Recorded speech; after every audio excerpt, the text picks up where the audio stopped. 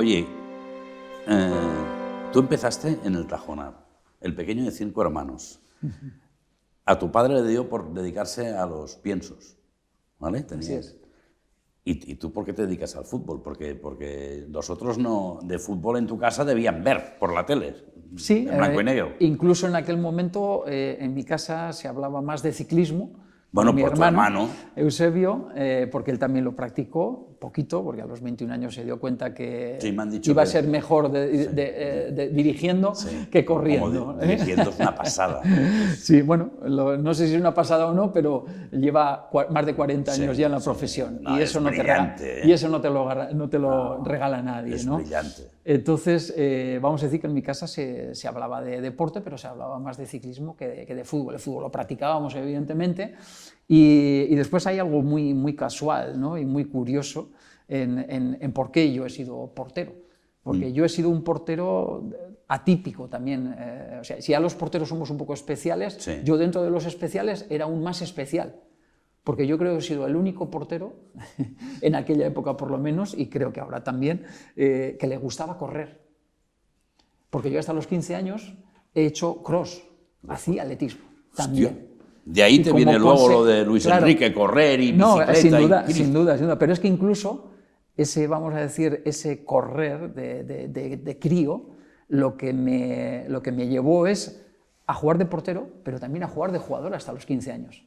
¿Compaginabas las dos cosas? Sí. En el colegio donde yo jugaba, bueno, primero yo empecé muy tarde a competir, yo empecé con 13 años, hasta entonces jugaba en el pueblo. Y evidentemente, ¿sabéis por qué creo que me jugaba de portero? Porque quería jugar con mis hermanos. Mis hermanos tenían 5, 6, 7 años más que yo. Vale. Y entonces, claro, si quería jugar con ellos y con su cuadrilla, el único sitio donde podías jugar... De portero. De portero. Donde no se ponía nadie. Así es, nadie quería ponerse. Entonces, bueno, pues yo creo que ahí empezó, vamos a decir, ese idilio con la portería. Pero en el fondo, a mí me gustaba jugar de corredor también. Como tenía las capacidades, pues jugaba, me acuerdo en el colegio, de los 13 a los 15 años, en el colegio San Agustín, el cura, el padre Antonio, que se llamaba, me ponía los partidos difíciles de portero y los fáciles de jugador. Entonces, a los 15 años firmo por Osasuna y evidentemente me firman como portero, no como jugador. Y creo que tomé una buena decisión porque como jugador hubiese sido, sí, pues un lateral de estos, guerrero, y para arriba y para abajo y de tal, pero creo que no me hubiese ganado la vida tan bien como me la he ganado de portero. Ha sido un gran portero, hombre. Bueno, hemos hecho lo que hemos podido. No, hombre, en una época de todo. complicada. A mí me recuerda, tú esto no lo recordarás, pero debía ser el 88, 90, en el hockey cambiaron las porterías. Y yo pasé de conocer al mejor portero del mundo de la época, que era Carlos Trullols, que era una pasada en portería pequeña, sí, a Carlos Folguera, que luego está en la Masía y esto, que acabó siendo el mejor portero del mundo en portería grande. Claro, el cambio fue una salvajada. Ya. A vosotros os ha pasado, Sí. no os han hecho grande la portería, os han hecho grande el área, os han hecho estrecho el espacio, y os han metido, con perdón, un petardo en el culo en el tema de la velocidad. Habéis tenido que jugar en los pies, habéis recibido una presión que no recibíais más que en el saque de portería. Ajá. ¿Tú has vivido eso? Sí, sí. Además a mí me tocó vivir ese cambio, ¿no? Ese cambio de normas ya siendo profesional, joven aún, pero siendo profesional, y creo que en el fondo tuve fortuna. Tuve fortuna porque ese cambio de normas, un poco por esos inicios de jugador de portero, a mí me gustaba jugar en relación al juego. Y cuando el balón estaba en la otra portería, yo no estaba en el área pequeña, yo estaba en 3/4 de campo. Pero sí porque te sentías más partícipe. Sí. Entonces, vamos a decir, a mí creo que ese cambio de normas, y no es lo importante, me beneficiaron. Pero sobre todo beneficiaron, yo creo, al juego, al fútbol. Porque limitándonos a nosotros ciertos hábitos, como hacerte el chulito, cogiéndola en el área, soltándola, y cuando venía el delantero la volvías a coger, ¿no? Que ahora me da vergüenza cuando me veo en la televisión haciendo eso. Bueno, antes se podía. Sí, está claro, no te salías de la norma, ¿no? Pero de cierta manera algo muy sencillo, y la sensación que teníamos en aquel momento es que todas las normas iban relacionadas con dificultarnos el trabajo a los porteros. Y esta es otra gran reflexión, y es ver que los porteros, conforme se ha ido cambiando, evolucionando el juego, se han ido adaptando. Se han adaptando, sí, y de pronto los porteros juegan también o mejor que algunos jugadores de campo, porque la metodología, porque en el día a día entienden que eso es parte de su trabajo. Y ahora los chicos jóvenes ya no hay que decirles que jueguen con los pies y que tal. No, hacen lo mismo que hacen sus ídolos, de la misma forma que nosotros hacíamos lo que hacían los ídolos anteriores. Ya digo, en mi caso fue un poco especial por esto, ya digo, porque yo creo que ha sido el único corredor, el único portero que realmente le gustaba correr, y en aquella época se corría mucho, sobre todo en las pretemporadas. De hecho, solo se corría. La pelota ni se veía. Muy poquito, había entrenamientos que no la veías. Pero es verdad que el portero, te lo digo desde la experiencia de portero malo, ha sido perro, digamos, perro de hostia, que corran ellos. Sí. Y es curioso eso que te ocurrió. Y es curioso porque tú has convivido con gente que sí que lo vivió mal, como Zubi, por ejemplo. Un portero espectacular, pero que eso lo vivió mal. Sí. Y en cambio, tú llegas en el 88 con Johan y te vas en el 90, cuando si alguien se adaptó a esa medida, la exprimió hasta el límite de... Él me perdonará porque me lo quiero mucho. Carlos Busquets, el portero sin manos, como llegó a titular un periódico británico, ¿no? Alguien como Busquets estaba de segundo y tú eras más portero. Sí. Y te fuiste. Sí, porque quería ser feliz. Qué grande. Así de simple. Qué chulín. Sí, chulín. Sí, en el fondo le explicas a alguno y dices, pero si estabas en el Barcelona, tenías 23 años. Sí, pero no jugaba. Claro. Y entonces lo que he hecho durante toda mi vida, y me he sentido muy escuchado en muchas situaciones, es explicar lo que sentía a los que mandaban, a los que podían tomar otra decisión, y hacerles saber que no era feliz, que quería jugar, que necesitaba jugar. Entonces, como tiene que ser. Bueno, lo que pasa es que todos no podemos jugar, entonces hay momentos para todo. Y yo siempre he dicho... No todos lo hacen.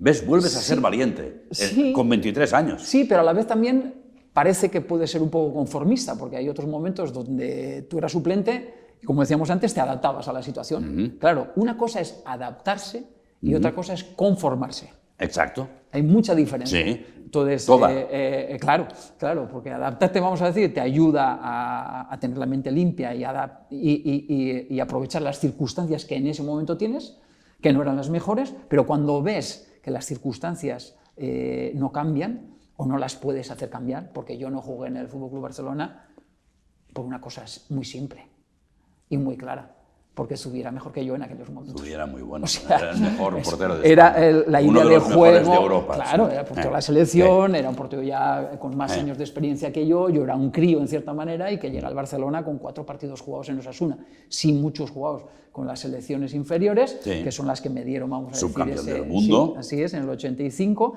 pero en cierta manera yo llegué al Barcelona, creo que un poquito antes, o no tan preparado o con el nivel para poder pelear con Zubizarreta. Los 2 años que estuve allí lo intenté, y Johan hizo todo lo posible para sacar lo mejor de mi mejor versión, también, sin ninguna duda. Pero yo sentí que no era feliz. Y sabéis, curiosamente, cómo percibí que no era feliz. ¿Cómo? Pues en aquel momento, los que son de nuestra época se acordarán del Estudio Estadio, que era la única forma de ver los reportajes de los partidos de Primera División. Pues se televisaba un partido y no se veía ninguno más.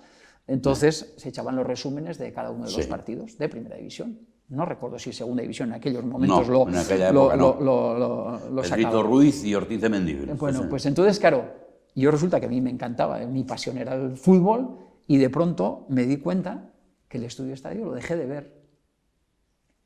Y entonces, claro, ¿por qué lo dejé de ver? Porque no me veía. Claro. Porque no estaba entre esos.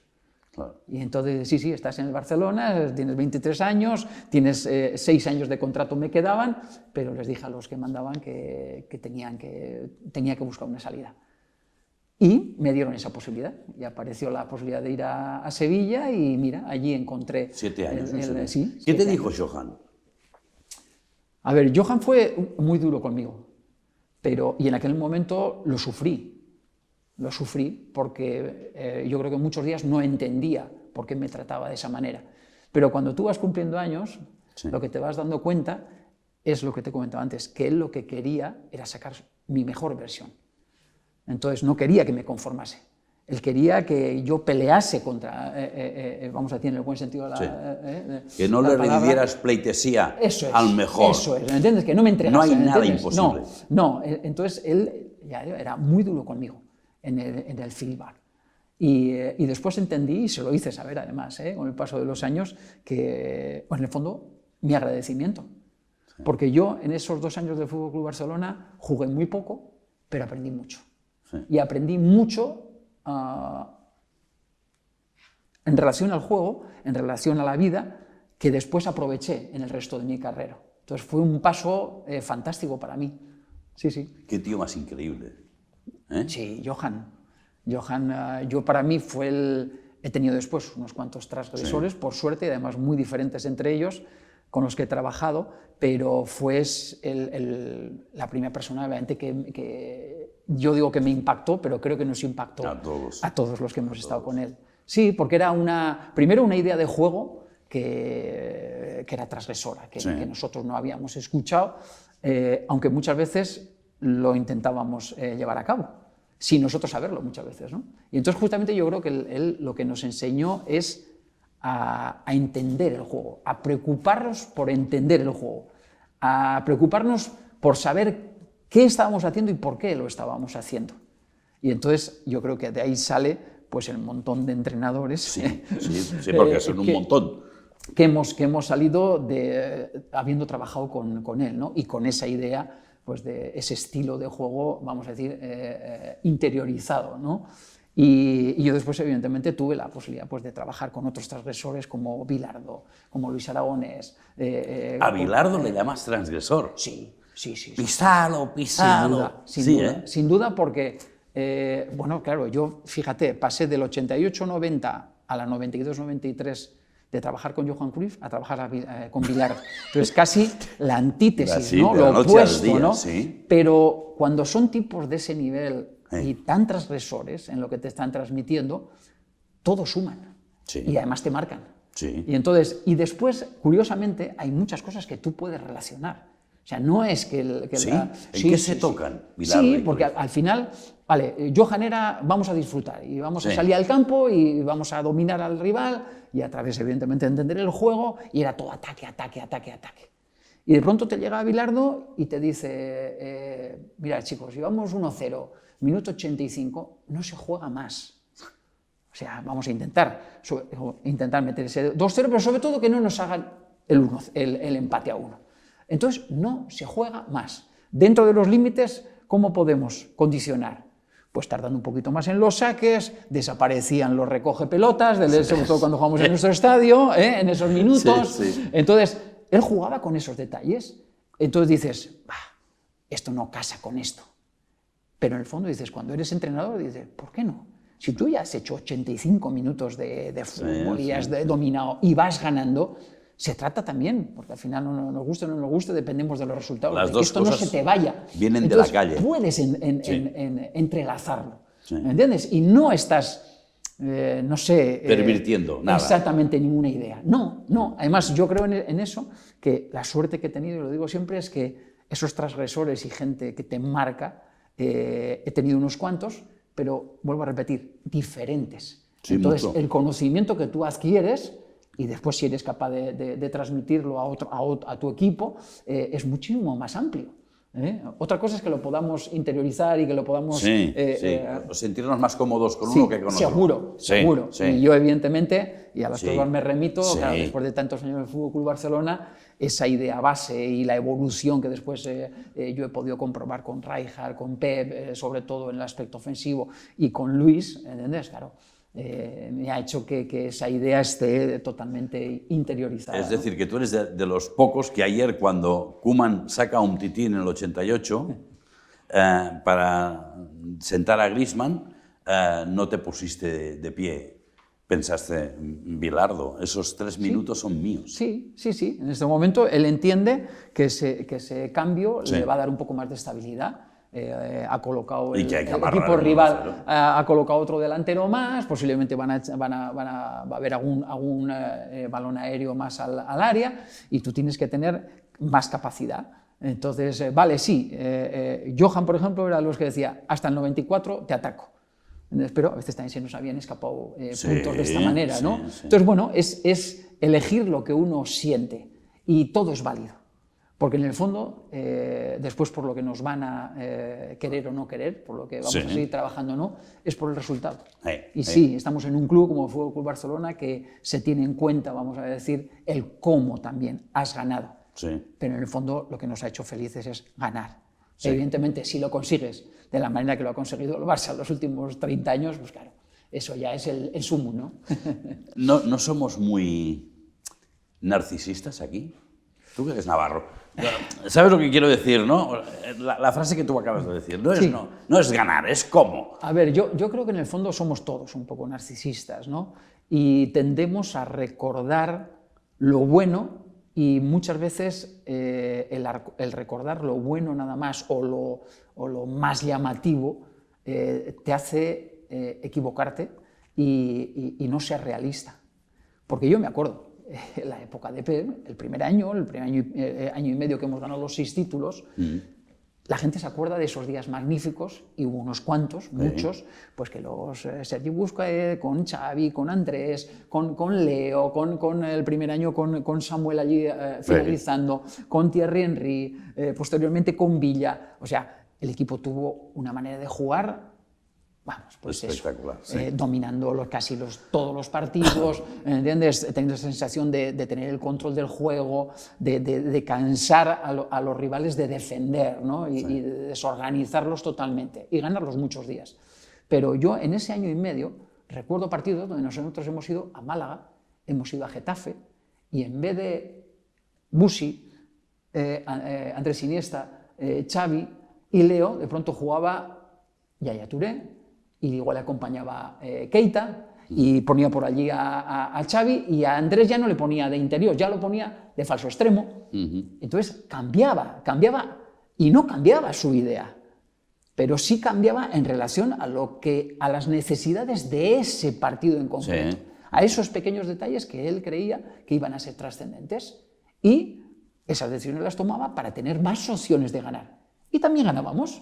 Y ganábamos de otra manera, porque, vamos a decir, ese balón no corría igual con esos 3 chiquititos que hemos dicho, que con Keita o con Yaya Touré, que eran muy buenos jugadores, pero no tenían ese dinamismo, vamos a decir, para controlar el juego, ¿no? Yo recuerdo la importancia que le daba a Keita.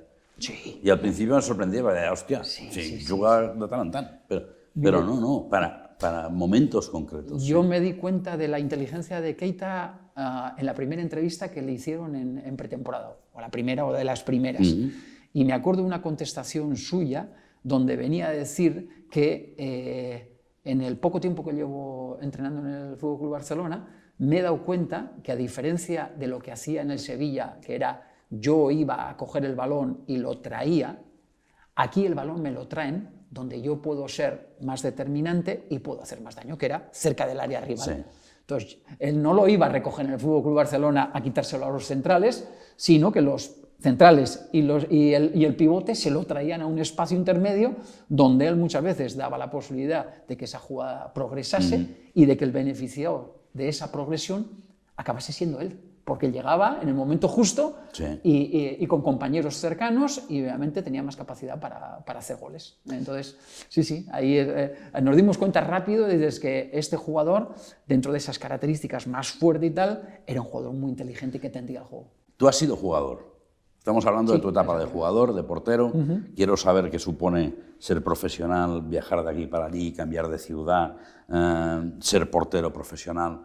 Pero acabas de decir una cosa que también yo le doy mucho valor y normalmente no se menciona, que es la inteligencia. Y no hablo de inteligencia emocional, que también, un jugador inteligente debería estar mejor pagado. Lo digo porque hay alguno que es soberanamente tonto. Y eso hay de todo, como en todos los gremios. Como en todos los... Te puedo hablar del mío. Y eso le rebaja muchos enteros. Sí. ¿Se agradece a un jugador inteligente? Claro. Tú le pides a cualquier entrenador, con cualquier idea de juego en su mente, seguramente que te dirá que quiere jugadores inteligentes. porque al final el jugador inteligente, más allá de sus capacidades, lo que va a hacer es entender la idea. Otra cosa es que después esa idea de juego se adapte más a él o no, pero si es inteligente va a dar la mejor versión dentro de esa idea. Entonces lo que queremos, evidentemente, los entrenadores, y eso facilita las cosas, es jugadores que en el fondo, como les decía, que entiendan el juego. En cambio, el secretario técnico, sí, y es de las pocas cosas que no has hecho, sí. No me da la sensación de que busque un jugador inteligente. De hecho, a veces me da la sensación de que lo único que busca es un resultado de vídeo. Y a veces traen jugadores incluso, ya no más listos o más tontos, sino desequilibrados, que también los hay, como en todas las faenas. No estoy tan de acuerdo ¿No? contigo, pero ¿Tú crees que no? yo creo que las secretarías técnicas en general cuidan todos los detalles. Y más en España, y ya llevan funcionando, yo creo, muchos años muy bien. Y te digo esto porque yo, por ejemplo, que soy una persona del fútbol, yo he tenido unas cuantas llamadas de unos cuantos secretarios técnicos de otros equipos preguntándome por jugadores. Y muchas veces, además, ya no solamente esas preguntas iban relacionadas con sus capacidades profesionales, sino con sus capacidades personales. Eso es importante, sí. Entonces, realmente se tiene en cuenta. Otra cosa es que después, cuando llega un equipo, tú has podido filmar un jugador y has podido preguntar y crees que traes el jugador ideal, pero después hay detalles que marcan que tú puedas tener éxito o no. Primero es que te adaptes y, en teoría, si realmente han pensado bien y han tomado buena decisión, te tienes que adaptar a esa idea de juego. Pero después te tienes que adaptar a la ciudad. Tú tienes o no una familia, o eres un chico más joven o no, y estás más indefenso o no. Entonces, todos esos pequeños detalles hacen que después pueda ser un éxito o no ese fichaje.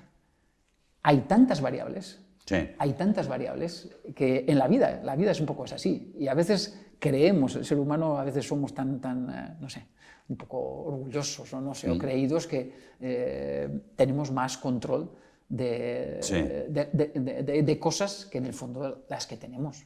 O sea, yo creo que en las cosas que tú puedes controlar, obviamente tienes que gastar toda tu energía, pero discernir bien en qué otras cosas no tienes que perder el tiempo es importante. Y nuevamente la gente que toma buenas decisiones, que realmente es capaz de visualizar esto, le va muy bien en la vida normalmente. Tú has tenido algunos compañeros muy listos en esto y que han sido directores técnicos, como Zubi, enorme, a pesar de las críticas que recibió, Chiqui, uno de los tíos más listos que conozco. Sin duda. Has tenido unos cuantos.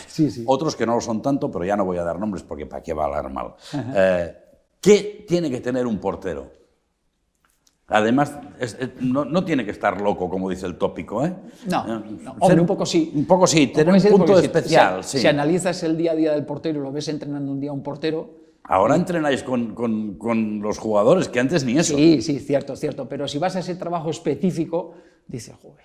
Sí, no tiene ni mucho encanto. Hay que valer, ¿no? Hay que valer para tirarse ahí al suelo y además con ganas, ¿no? Que se tiran y se levantan rápido y van otra vez al suelo, ¿no? Y dices, bueno, parece un poco especial, ¿no? Vale, yo más que raro o locos, especiales. Especiales, sí, estoy de acuerdo. Pero sí es verdad que el portero, yo creo que ahora mismo, yo diría que junto con los centrales, en este fútbol actual que estamos viviendo, yo creo que son los puestos que más han evolucionado y que se sienten más exigidos. Porque lo que decías, al final, más allá de que tengan que dominar muchos más conceptos del juego, que sí, después lo que no cambia en el fútbol es la trascendencia o la sensación de tensión que genera estar cerca o lejos de tu portería. Entonces, hacer eso que se hace en 3/4 de campo con el balón, tu equipo, o regatear alguno, filtrar ese pase, puede ser el mismo pase que el que haces al lado de tu portería, pero cuando lo haces al lado de tu portería hay una tensión mayor, que la tiene el propio jugador, que la tiene el espectador en el estadio y que la transmite y que condiciona en cierta manera un poco, ¿no? Entonces, bueno, es cierto que esos puestos ahora mismo se ven muy exigidos y yo creo que no es casualidad que cueste, y en este caso, por ejemplo, en el FC Barcelona, más allá de las lesiones, encontrar jugadores para estos puestos que realmente estamos hablando, ¿no? No hay tantos capaces de llevar todo eso a cabo, ¿no?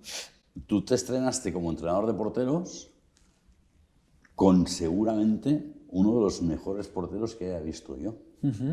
Y uno de los tíos más raros que yo he conocido también. Pues especial. También, no pasa un psicotécnico, pero un portero espectacular. Sí, Hablo de Víctor Valdés. Sí. Cuando tú tienes a alguien tan bestia como él, en el sentido profesional, obsesivo, me da la sensación, hasta el punto de jugar de una cosa que no le gustaba. Él me dijo una vez que no le había gustado jugar a fútbol hasta que Guardiola lo hizo partícipe de...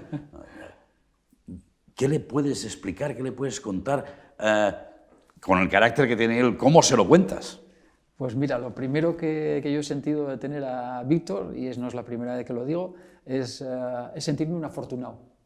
Primero porque era muy bueno, evidentemente paraba mucho y era muy bueno en todos los aspectos del juego, y eso le iba bien al entrenador de porteros, le iba bien a él sobre todo y le iba bien al equipo, ¿no? Entonces todos encantados. Pero en el fondo yo le estoy muy agradecido por ser como ha sido, y primero porque ha sido él mismo y segundo porque yo me he beneficiado de ello, egoístamente. Sí. Pues un poco en relación a todo esto que venimos hablando en esta magnífica entrevista o charla, ¿no? Y es que tú creces en las dificultades. Entonces, Víctor lo que te exigía no era tener bien pensado qué le ibas a decir. No. ¿Por qué? ¿Cuándo? ¿Cómo? Entonces, claro, ese pensar en que cualquier mensaje que le vas a transmitir tienes que tener en cuenta todos esos detalles, lo que a mí me hizo es mejor. Sí, claro. Mejor como entrenador de porteros. Mucho más trabajo. Y mejor como persona, en el fondo, porque me he sentido más capaz. Sí. Esa es la reflexión final que yo hago. Entonces, mira, a mí me hace mucha ilusión, además, y lo puedo decir, que no hemos tenido mucho contacto desde que nos separamos, pero yo creo que hay un cariño mutuo muy grande. Fueron 8 años de trabajo. Y evidentemente ser entrenador de porteros no tiene nada que ver y tiene mucha menos presión que ser primer entrenador, pero tiene algo diferente. Y es que tú cuando eres entrenador de porteros, en el fondo casi eres su entrenador personal. Entonces, para lo bueno y para lo malo, el roce es muchísimo mayor. Y esa sensación de involucración en lo que está pasando, yo creo que es mucho más cercana, ¿no? Entonces, hemos estado muy cerca, pero a la vez también muy alejados, cuando no hemos trabajado juntos. Y estos últimos meses le mandé un mensaje, él ya me había mandado también otro mensaje en el día de mi cumpleaños, incluso un pequeño vídeo que le pidió uno de mis hijos, y en el mensaje que le dije, oye, ¿te apetece que nos veamos? A mí me gustaría, que sepas que me gustaría y tal. Y él, como sabéis, está entrenando al Horta, y me dijo, sí, me apetece verte, pero quiero que me vengas a ver entrenar. Hostia, qué grande. Entonces estuve viendo un entrenamiento, estuvimos un rato charlando antes del entreno, otro rato después del entreno, pero me gustó verlo en acción, me gustó escucharle y no me sorprendió que tiene las cosas muy claras. Después le podrá salir mejor o peor, como a todos. Pero él sabe a dónde va. Pero que él va hacia un sitio y hay un motivo por el que está entrenando al Horta y además que tiene mucho sentido, sin ninguna duda. Dios no le ha dado mano derecha, sería el manco de Lepanto, porque eso no es una de sus virtudes, pero tiene claro a dónde va. Me da la sensación esta.